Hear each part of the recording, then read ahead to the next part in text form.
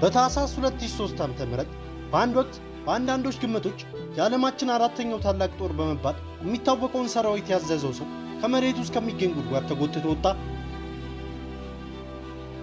ፀጉሩ የተንጨባረረ፣ ግራ የተጋባና ሙሉ በሙሉ የተሸነፈ ሰው ነበር። ይህ ሳዳም ሁሴን የኢራቅ አምባገነን መሪ ያለምንም ትግል የተያዘበት ወቅት ነበር። የእሱ ውድቀት ታሪክ ስለ አንድ ውጊያ ብቻ አይደለም። ይህ የ13 ዓመት ርዝመት ያለው ወጥመድ ታሪክ ነው። በጠላቶቹ የተቀመጠለት ነገር ግን በራሱ ትዕቢት ታውሮ በቀጥታ የገባበት ወጥመድ ነው። ዓለምን ማታለል እንደሚችል ማሰቡ ነበር። ነገር ግን በመጨረሻ ራሱን ብቻ ነበር ያታለለው። ሁልጊዜም እንደነዚህ አይነት ከዚህ ቀደም ተሰምቶ የማያውቁ ታሪኮች እንዲሁም በመላው ዓለም ላይ ተጽዕኖ የፈጠሩ ሰዎች ታሪኮች እንዲደርሷችሁ የሰብስክራይብ ምልክቷን ወይም የደወል ምልክቷን በመጫን ቤተሰብ ይሁኑ።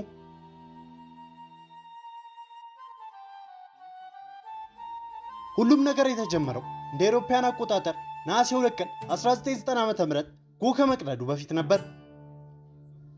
ወደ 100 ሺህ የሚጠጋ የኢራቅ ወታደር በድንበር በኩል ወደ ትንሽ ነዳጅ የበለጸገች ጎረቤታቸው ኩዌት ገሰገሰ። በሰዓታት ውስጥ አገሪቱ ወድቃለች። ለሳዳም ይህ ወረራ ለብዙ ችግሮች መፍትሄ መስሎት ነበር። ከኢራን ጋር ያደረገው የ8 ዓመት ጭካኔ የተሞላበት ጦርነት ያለ አሸናፊ ተጠናቆ ኢራቅ ድልን ብታውጅም በከፍተኛ ወደ ውስጥ ተዘፍቃለች። እንደ ኩዌትና ሳውዲ አረቢያ ላሉ የባህረ ሰላጤ ሀገራት በቢሊዮን የሚቆጠሩ ዶላር ዕዳ ነበረባት። እናም ከኢራን ስለጠበቃቸው ምስጋና ይሆን ዘንድ እነዚህን ብድሮች ይቅር ማለት ነበረባቸው ብሎ ያምን ነበር። ከዚህም በተጨማሪ ኩዌትን ከልክ በላይ ነዳጅ በማምረት የራሱን ኢኮኖሚ የሚደግፉት ዋጋ በማበረድና ከኢራቅ መሬት ነዳጅ ለመስረቅ በግድፈት ቁፋሮ ወይም ስላንት ድሪንግ ጭምርም ከሷል። ነገር ግን ይህ ከባድ የዕዳ ስብሰባ ብቻ አልነበረም። ጥልቅ የሆነ የተሳሳተ ስሌት ነበር። የቀዝቃዛው ጦርነት እየተጠናቀቀ ሲመጣ ሳዳም የስልጣን ክፍተት እየተመለከተ መጣ። ዩናይትድ ስቴትስ አሁንም በቪየትናም ሽንፈት የምትሰቃይና እውነተኛ ውጊያ ለማድረግ ማደፈር የወረቀት ነብር ነች ብሎ ያምን ነበር። የአረቡ ዓለም ያጉረመርማል፣ ነገር ግን በመጨረሻ ወረራውን ይቀበላል ብሎ ገምቶም ነበር። ዓለም እንደምታማርር እንደምታወግዝና ከዛም ምንም እንደማታደርግ አስልቶ ነበር። ያቺ ብቸኛ ግምት በዙሪያው እየተገነባ የነበረውን የብረት ቤት የመጀመሪያ ዘንግ ነበረች። የዓለም ምላሽ ግዴለሽነት አልነበረም፣ ፈጣንና የተባበረ ቁጣ ነበር። ዓለም ሳዳም ሁሴንን ማውገዝ ብቻ ሳይሆን እርምጃም ወሰደችበት። በፕሬዝዳንት ጆርጅ ኤፍ ደብሊው ቡሽ መሪነት ዩናይትድ ስቴትስ ዲፕሎማሲያዊ ድንቅ ሥራ ሰራች። ይህ የአሜሪካ ምላሽ ብቻ አልነበረም። የኔቶ አጋሮችን ከሳዳም ቀጣይ እርምጃ በፍርሃት ከተዋጡ የአረብ ሀገራት ጋር ያገናኘ ግዙፍ ዓለም አቀፍ ጥምረት ነበር። የተባበሩት መንግስታት ድርጅት በውሳኔ ቁጥር 660 በመጀመር ኢራቅን ሙሉ በሙሉ ያገለለና ኢኮኖሚያዊ ማዕቀብ የጣለ በርካታ ውሳኔዎችን አስተላለፈ።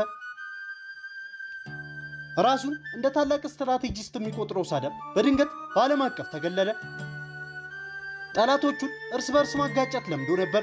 ነገር ግን ግልጽ የሆነው ወረራውና የተለያየ የሱ ስህተቶች አንድ አደረጋቸው። ይህ ጥምረት ለይስሙላ ብቻ አልነበረም። ኦፕሬሽን ዴዘርት ሺልድ የተባለ ታሪካዊ ወታደራዊ ግንባታ አስነሳ። በሳውዲ አረቢያ ውስጥ በመቶ ሺዎች የሚቆጠሩ ወታደሮች ከብዙ ሀገራት ተሰባስበው የኢራቅን ጦር ተጋፈጡ። ዓለም በመሬት ላይ መስመር አሰመረች። እስከ ጥር 15 1991 ዓ.ም ድረስ ኩዌትን ለቀህ ውጣ፣ አለበለዚያ በኃይል ትባረራለህ ተባለ። ሳዳም ይህንን ቁጣ ችላ አለው። ግዙፉ ሰራዊቱ ማንኛውንም ነገር መቋቋም እንደሚችል እርግጠኛ ነበር። ጦርነቱ ምን ያህል እንደተለወጠ ከባድ ትምህርት ሊቀበልም ተቃርቦ ነበር። ጥር 17 1991 ዓ.ም ቀኑ ገደቡ አለፈ። ጥምረቱ ኦፕሬሽን ዴዘርት ስቶርም የተባለውን ዘመቻ ጀመረ። ይህ የተለመደ የቦምብ ጥቃት ብቻ አልነበረም። የሳዳም ጦርን የማዘዝ ችሎታ ስልታዊ በሆነ መንገድ ማፍረስ ነበር።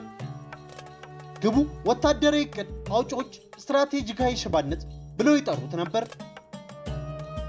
ለ42 ተከታታይ ቀናትና ሌሊቶች በአሜሪካ የሚመራው የጥምረት አየር ኃይል ይህንን ኦፕሬሽን በሚያስፈራ ትክክለኛነት ሁኔታ ፈጸመ።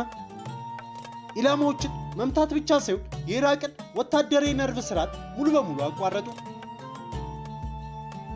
የእዝና የቁጥጥር ማዕከላት ተነነ። የመገናኛ መስመሮች ተቋረጡ።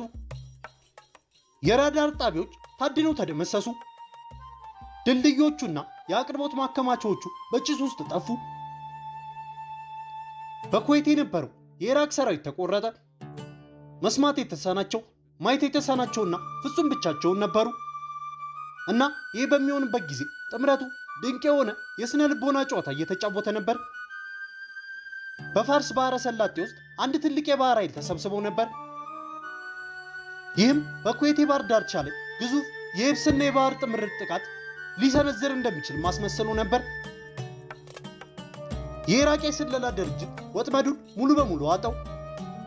በዚህ ስጋት ላይ በማተኮር ሳዳም ምርጥ የሚባሉትን የሪፐብሊካን ጋርድ ክፍሎችን ጨምሮ ከፍተኛ ኃይሉ በባህር ዳርቻው ላይ አሰፈረ።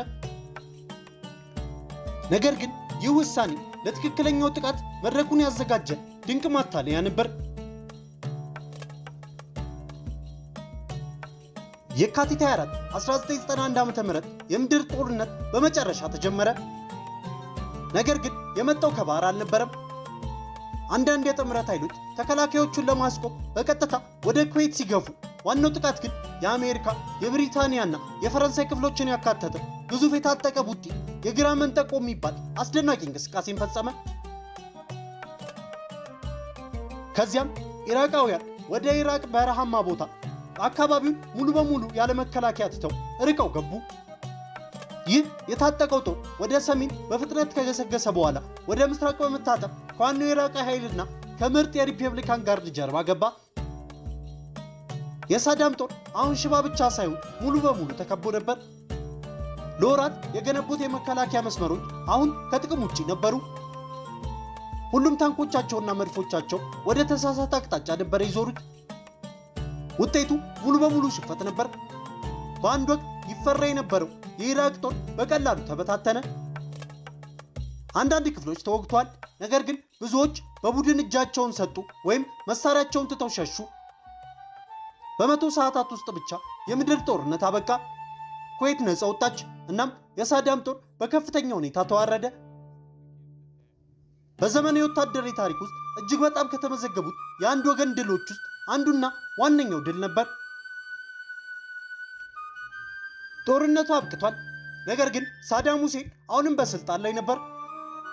ስለዚህ የጥምረቱ ስትራቴጂ ከነፃነት ወደ ማፈን ተለወጠ። ለሚቀጥሉት 12 ዓመታት ኢራቅ በሳጥን ውስጥ ተቀምጣ ነበር። ጎረቤቶቿን ለማስፈራራት በጣም ደካማ ነበረች። ነገር ግን አሁንም አምባገነኑ መሪ በዙፋን ላይ የተቀመጠባት ሀገር ነበረች። ይህም ቀስ በቀስ የጭቆና ዘመንን አመጣ።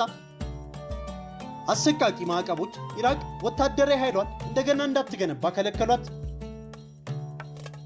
የአሜሪካና የብሪታንያ ጀቶች በሰሜንና በደቡብ ኢራቅ የበረራ ክልከላ ዞኖች ላይ እየዞሩ የአየር መከላከያዋን አዳከሙ እና የተባበሩት መንግስታት ተቆጣጣሪዎች በቦታው ላይ በመገኘት የሳዳምን የጅምላ ጨራሽ መሳሪያ ፕሮግራሞችን እያደኑና እያወደሙ ነበር። ይህ የማያቋርጥ ጫና ስርዓቱን ከውስጥ አቦከነው። በ2003 ዓ.ም ወታደራዊ ኃይሉ የ1991 ጥንካሬና አቅም ከግማሽ በታች በመቀነስ የቀድሞ ማንነቱን ጥላ ብቻ ነበር። እነዚህ የማፈን ዓመታት የሳዳም ጥርጣሬን አባባሱት። አሜሪካ በእሱ የግል ጥፋት ላይ ያተኮረች እንደሆነ እርግጠኛም ሆነ። ይህ ወደ መጨረሻው ገዳይ ስህተቱ መራው። ከጦርነቱ በኋላ የተደረጉ ትንታኔዎችና ምርመራዎች እንደሚያሳዩት የተባበሩት መንግስታት ተቆጣጣሪዎች የጅምላ ጨራሽ መሳሪያ ፕሮግራሞቹን በተሳካ ሁኔታ ቢያፈርሱ፣ ሳዳም አሁንም እንዳሉት በንቃት ማስመሰል ጀመረ። ይህ ማታለያ ለራሱ ህዝብ ጠንካራ መስሎ እንዲታይና እንደ ኢራን ያሉ የክልል ተቀናቃኞቻቸውን ያስፈራራል ብሎ አስበው ነበር። ትጥቅ መፍታቱን አምኖ መቀበልን ውርደት መሸከም አልቻለም። ለአካባቢዋ ተመልካች የታሰበ ውሸት ነበር። ነገር ግን ከ9/11 በኋላ በዓለም ውስጥ ያ ውሸት በዋሽንግተን በጣም በተለየ መንገድ ተሰማ። በ2003 ዓ.ም የመጨረሻው ድርጊት ተጀመረ።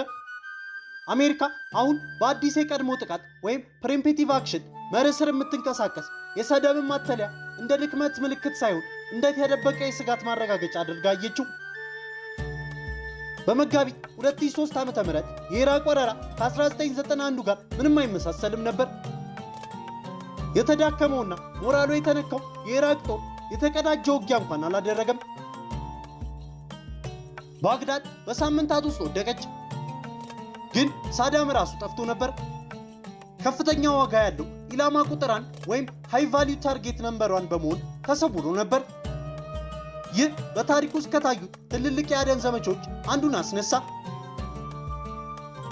ለወራት ያህል በድምፅ ካሴቶች አሳዳጆቹ ላይ ያሾፈ ከእስር ቤት አመለጠ። ነገር ግን ጥምረቱ አንድ ሰው ብቻ ሲሆን መላውን የድጋፍ መረቡን በማፍረስ በትዕግስት እየቀረበ ነበር። የውስጥ ክበቡን አንድ ባንድ በመያዝ እሱን የሚጠብቀውን የታማኝነት ድር አፈረሱ።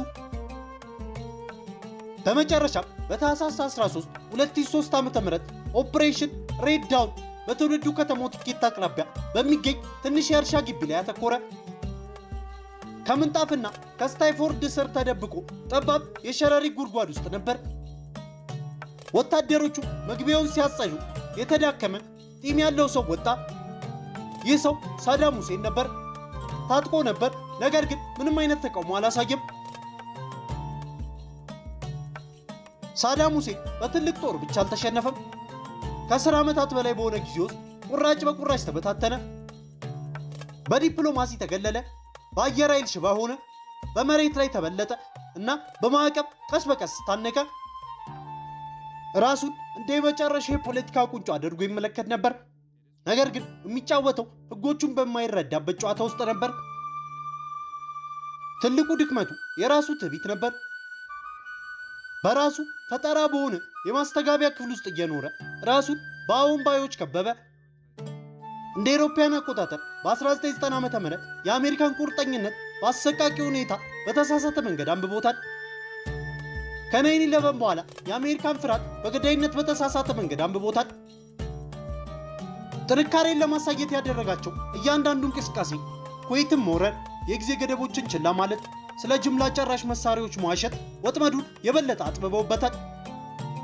በአንድ ወቅት 1 ሚሊዮን ወታደሮችን ያዘዘው ሰው አገዛዙን በአፈር ጉድጓድ ውስጥ አበቃ። ይህም ራሱን በብሩህና በገዳይ ሁኔታ ላታለለ አምባገነን የመጨረሻና አሳዛኝ ምስክር ነው።